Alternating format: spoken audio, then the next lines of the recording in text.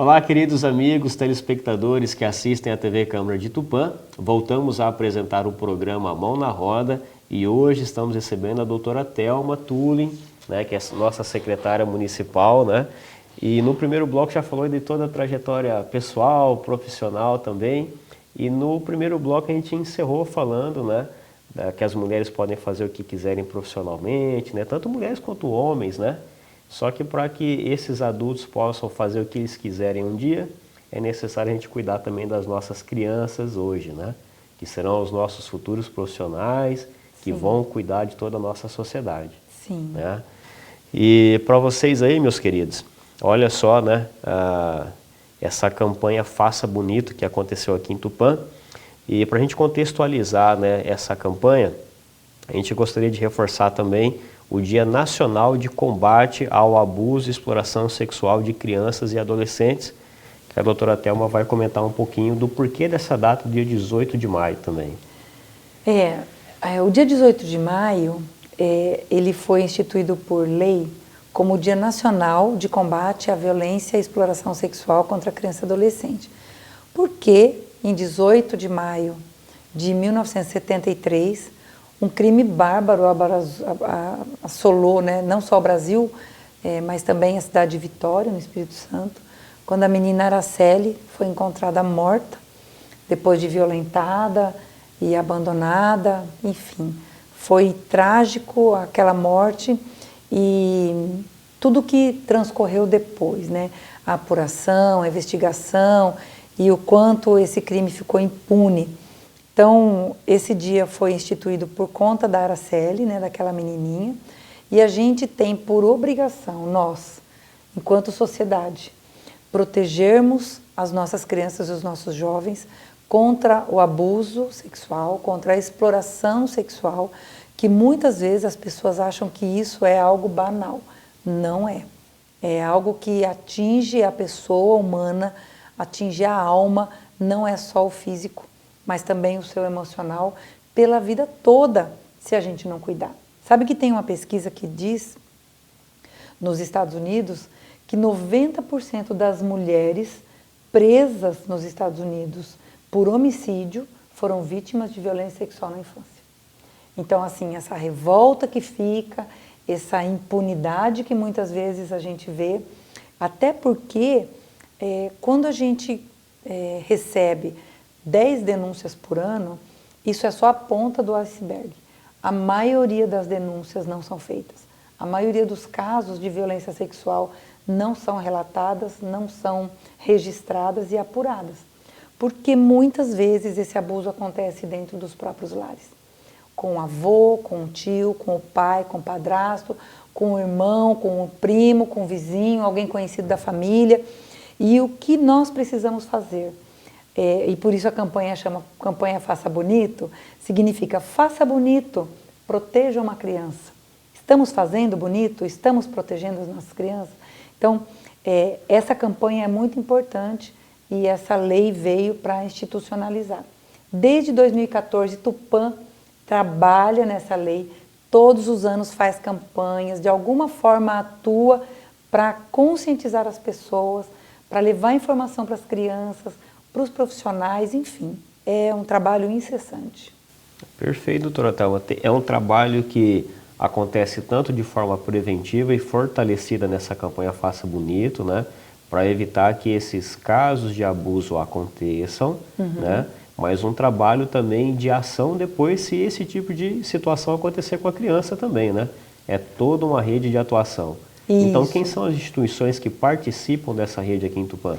Existe mesmo uma rede de proteção, né? Que envolve o CREAS, o Centro de Referência Especializado de Assistência Social, a Delegacia da Mulher, o Conselho Tutelar, o Ministério Público, Defensoria Pública Judiciário, todos envolvidos e a sociedade em si. Isso é tão importante que no ano passado nós trouxemos um profissional para capacitar mais de 600 profissionais da área da educação, da saúde e da assistência social.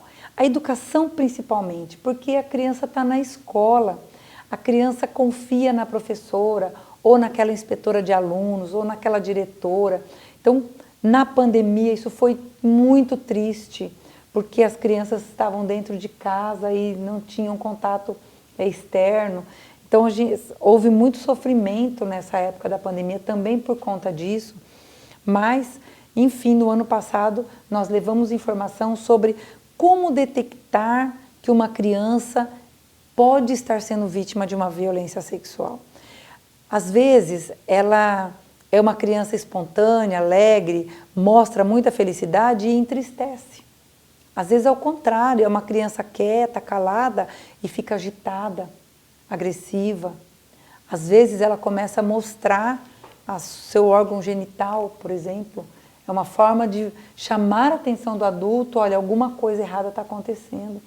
E também, sempre havia uma grande preocupação. Um professor, ele pode estar vendo que alguma coisa está errada, mas ele tinha medo de denunciar. Por quê? Porque como é que eu vou denunciar alguma coisa que eu não sei se é verdade? Se eu denuncio e não aconteceu nada disso e a família me processa. Então hoje existe uma conexão entre essa rede protetiva para que não é uma denúncia formal, gente, é uma desconfiança. Vamos tratar melhor isso? Diferente, por exemplo, de um caso que eu atendi na Delegacia da Mulher aqui de Tupã, de uma menina de 11 anos, que tinha um pequeno rebaixamento mental, você via que ela tinha dificuldade de aprendizado e tudo mais. 11 anos de idade, ela apareceu grávida na escola. Meu Deus. E aquela barriguinha de grávida, né? A professora olhou para ela e falou assim, deixa eu ver sua barriga. Ela mostrou e falou, nossa, parece que você está grávida. A menina colocou a mão na barriga e falou assim, ai, que lindo. Porque 11 anos, ela não tem noção do que isso do que acontece. Aquele dia, a professora levou essa criança para a Delegacia da Mulher, das 8 horas da manhã até as 6 da tarde, que nós ouvimos a própria vítima de tudo que estava acontecendo, que era o próprio pai quem abusava dela. Meu Deus. Tinha testemunha como irmãozinho, a gente ouviu o médico legista, a gente ouviu o Ministério Público, pedimos a prisão preventiva daquele homem, 6 horas da tarde a gente estava na porta da casa dele esperando ele do serviço para colocá-lo na cadeia. E quando a gente pegou esse homem, ele disse para a gente assim, eu avisei ela que isso estava errado, mas ela quis. Então, assim, imagine que uma criança vai... biológico. O pai biológico. Nossa. Então, o pai biológico, que era usuário de álcool, tinha lá os seus problemas também, separou da mãe, a mãe foi embora, deixou as crianças com ele, e ele acabou fazendo isso. Então, ele ficou preso, foi condenado depois, mas, enfim, quando isso acontece, é muito claro que houve a violência. Mas e quando não deixa nem marca física? Um beijo mais lascivo, um passar de mão, né, uma chupada. Isso não deixa marca. Depende da gente acreditar na história da criança, da vítima, e tentar juntar provas sobre aquilo. Porque as provas existem, basta irmos procurar. Então, hoje, os profissionais da saúde, os profissionais da educação, sabem que eles podem procurar ajuda, uma ajuda técnica, sem que seja feito efetivamente, olha, é uma denúncia de abuso sexual. Não, é uma desconfiança. Vamos apurar? Vamos conversar? Vamos analisar? Vamos juntar as peças desse quebra-cabeça? Juntou? Polícia. Então, hoje, Tupã está muito preparada. E não só os profissionais, mas nós levamos em forma de teatro, em forma de uma palestra lúdica, em forma de brincadeiras. Criança, alguns lugares do seu corpo não podem ser tocados por uma pessoa estranha, que não seja sua mãe ou seu pai no banho, sabe? Você sabe, e assim, a gente mostra também para a criança que um carinho, um abraço, existem formas. Aquele carinho que te incomoda não é carinho, é alguma coisa que não está certa. Então fale com alguém que você confia, fala com a professora, conversa com a madrinha, conversa com alguém, com um adulto que você confia. Então a gente está levando a informação para a criança para que ela também possa se proteger e possa falar disso sem medo, porque sexo ainda é um tabu na nossa sociedade. E elas precisam quebrar essa desconfiança e falar com tranquilidade. Olha, o fulano de tal mexeu assim comigo, eu não gostei. Né? Ou deita na minha cama comigo à noite, eu não gosto. O que te incomoda? Então a gente está levando informação para os adultos, para os técnicos e também para as crianças. A gente fica muito feliz de conseguir levar essas informações.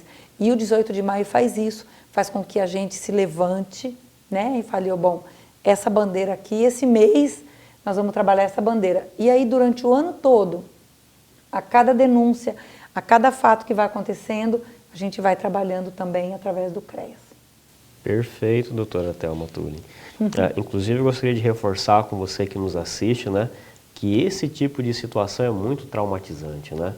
Antes de vir para Tupã, eu trabalhei como voluntário num grupo chamado Atamor, em Araçatuba, né, que faz trabalhos com crianças com câncer infantil e também com crianças que são retiradas pela justiça de suas famílias em situações assim de abuso sexual ou de violência também contra a criança. E aí eu presenciava duas realidades. Na casa onde ficavam as crianças abrigadas, né, retiradas pela justiça, crianças lindas, saudáveis, né, que tinha mamãe, papai, né, mas que não tinha contato com a família devido a essas questões de violência ou abuso sexual. Sim. E no hospital, né, trabalhando com crianças com câncer infantil, a família junto, reunida, né, para tentar salvar a vida daquela criança. Olha só, né? Que experiência, então, que experiência rica, né, pra gente, né? Que pra gente a gente dá um muda valor na o vida jeito de também. ver a vida da gente. Mas para vocês que nos acompanham aí, que dê graças a Deus que você tem aí seu filho, filha, né, saudável, né? Sim. Assim como essa menina, a Araceli, né? Uma Sim. menina linda, vocês terão algumas imagens aí para estar vendo as fotos da Araceli, né? Uma menina linda que perdeu a vida também aí sendo abusada sexualmente. Sim. Então é um tipo de coisa que a gente não pode deixar de denunciar. Sim. Tá? E a gente precisa diferenciar bem esse abuso sexual, né? Da exploração sexual.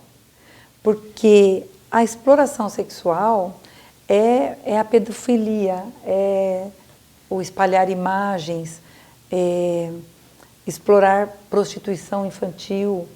Essa é a exploração sexual. E isso é algo que, infelizmente, dá muito dinheiro. Né? Poucos falam do tráfico de pessoas, mas acontece no mundo inteiro. Sabe, assim, o Brasil foi... Eu participei uma semana de um curso, eu ainda era delegada de polícia. Em São Paulo vieram as polícias federais do mundo todo. Em São Paulo, na USP, e a gente fez uma análise sobre a questão da pedofilia. E na pesquisa realizada, o Brasil não é grande produtor de imagens de pedofilia. A Ásia é mais, né? Tailândia, eles usam muitas crianças, abusam de crianças, filmam esses abusos e vendem essas imagens. Isso dá muito dinheiro. Tem muita gente que se compra. Mas é crime lá também, certo? É crime, mas eu não sei se eles... como é que eles fazem isso na internet, rodar isso na internet, que é difícil de chegar até os autores. Mas, enfim, o Brasil não é grande produtor dessas imagens, mas há uma conclusão de que o Brasil é grande consumidor dessas imagens. Então, há muitas pessoas no Brasil que pagam para ver um adulto violentando uma criança. E o grande problema disso, sabe o que é? É que as pessoas começam a assistir e passam a ter vontade de realizar. E aí as nossas crianças estão em perigo. Porque esse predador, porque ele se transforma num predador, passa a buscar aonde ele está uma criança em situação vulnerável para poder fazer a mesma coisa. Então, a gente precisa tomar muito cuidado com essa questão. O que a gente tem falado muito durante essa campanha no dia 18 de maio de 2023 é que as nossas crianças a gente não deixa mais brincar na rua.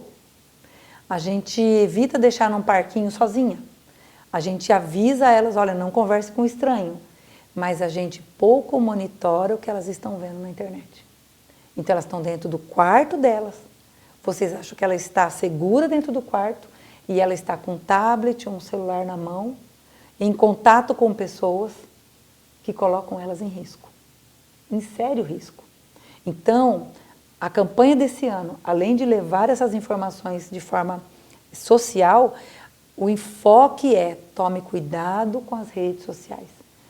Cuide dos seus filhos, o que é que eles estão vendo, onde eles estão entrando, com quem eles estão se comunicando.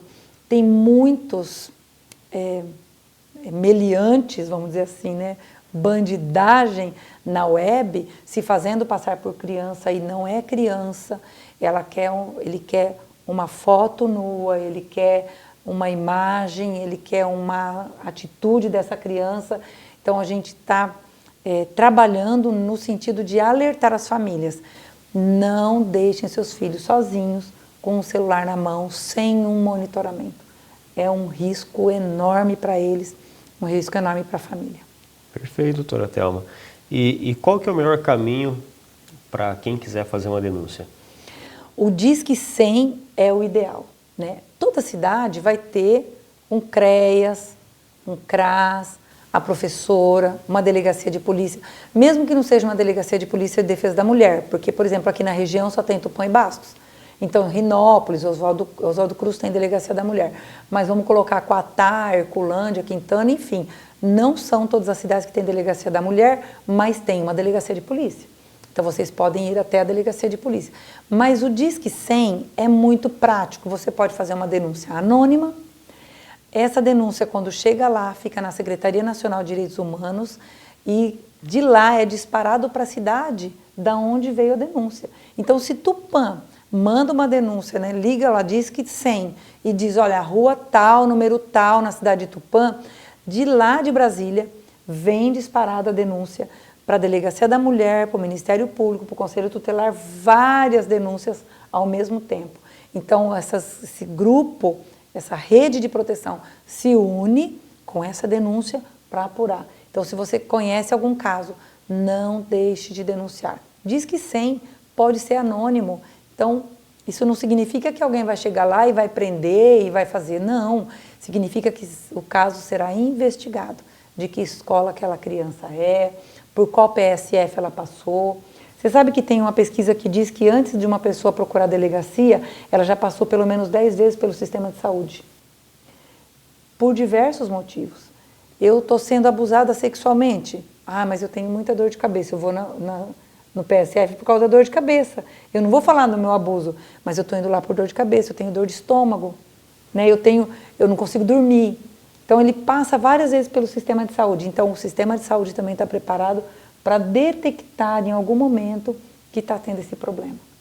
Poxa, que rede extraordinariamente organizada para isso. Graças a Deus. Graças a Deus. Tupã tem não só profissionais, né, mas uma população muito preocupada com a sua sociedade. Muito bom. Bom, e vocês, meus queridos amigos telespectadores, a gente vai apresentar para vocês um vídeo rapidinho sobre esse caso dessa menina Araceli, que aconteceu no dia 18 de maio de 1973 também.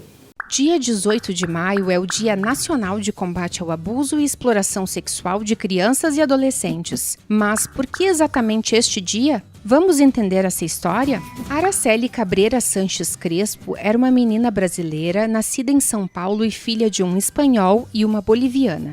Morava com sua família numa cidade do estado do Espírito Santo, quando no dia 18 de maio de 1973, aos 8 anos de idade, não voltou da escola. Dada como desaparecida, as buscas foram iniciadas. 6 dias depois, seu corpo foi encontrado. Araceli havia sido brutalmente assassinada, vítima de violência física e sexual. Ela foi sequestrada, mantida em cárcere privado, drogada, estuprada e morta. Seu corpo foi deixado num terreno próximo a um hospital infantil e foi reconhecido pelo pai de Araceli pelas mãos e por manchas que a menina tinha na perna, além de exames da arcada dentária, tamanha violência sofrida. A causa da morte, segundo os peritos, foi intoxicação por barbitúricos e asfixia. Os depoimentos coletados durante o inquérito policial levaram a 3 principais suspeitos, que seriam de 2 famílias influentes no estado do Espírito Santo. Esses sujeitos contrataram advogados de renome para suas defesas e foram condenados em 1980, mas a sentença foi anulada anos depois e eles acabaram absolvidos por falta de provas. Esses depoimentos indicaram que Araceli teria ficado em cárcere por 2 dias num bar de propriedade de um dos suspeitos e que o outro teria comprado uma boneca para presentear Araceli e lhe oferecido sorvete e carona para casa, tudo para que ele pudesse se aproximar da menina e ter a oportunidade de sequestrá-la. Fato curioso é que algumas pessoas, como jornalistas, policiais e testemunhas, morreram no curso do processo ou foram ameaçadas, como uma funcionária do bar, onde a menina teria sido mantida em cárcere, que alegou ter levado alimentos para Araceli. Ninguém jamais foi verdadeiramente responsabilizado pelo crime. Infelizmente, a impunidade não é rara em se tratando de casos de violência contra crianças. No Brasil, vivemos o princípio jurídico de que a dúvida beneficia o réu. Então, somente a certeza poderia levar os suspeitos à punição, o que não teria ocorrido no processo. A Lei 9.970 de 2000 estabeleceu o Dia da Morte de Araceli como o Dia Nacional de Combate ao Abuso e Exploração Sexual de Crianças e Adolescentes. Entidades em todo o país fazem ações em defesa das crianças e contra a violência nesta data. O objetivo é a conscientização sobre o problema. O caso de Araceli traz o questionamento sobre a impunidade, mas o papel da sociedade é maior do que punir culpados. Nosso papel é, além da responsabilização, prevenir e proteger. E a denúncia e notificação de situações suspeitas podem fazer a diferença na vida da suposta vítima e de sua família e, inclusive, evitar as violências mais graves.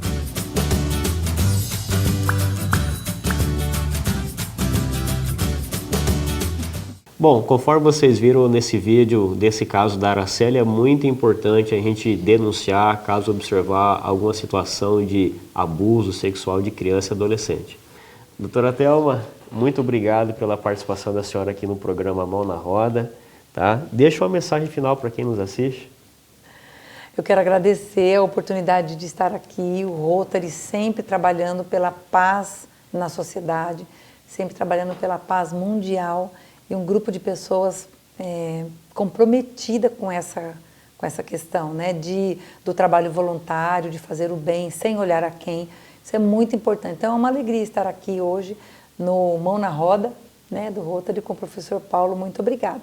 E a vocês eu gostaria de deixar essa mensagem, né? Vamos cuidar das nossas crianças. Faça bonito, proteja uma criança. E lembrar também que estamos ainda em plena campanha do agasalho. Estamos com a campanha do Agasalho Kids. Se você tem uma roupa infantil, né, especialmente de frio, e não serve mais para o teu filho, deixe na escola onde o seu filho estuda, que eles mandam para a gente na Secretaria de Desenvolvimento Social e a gente vai acolher também as nossas crianças, tá bom? Muito obrigada por tudo. Muito obrigado, doutora Thelma. E para vocês, queridos telespectadores, muito obrigado pela sua audiência e pela sua paciência também. E para finalizar o nosso programa, hoje trago para todos nós aqui Deuteronômio capítulo 31, versículo 6, que diz assim: Sejam fortes e corajosos, não se assustem, nem tenham medo, pois é o Senhor nosso Deus que irá com vocês. Ele não os deixará e nem os abandonará. Desejo então que você tenha uma excelente semana e que Deus abençoe você e a sua família. A gente se encontra então na nossa próxima entrevista. Tchau, tchau.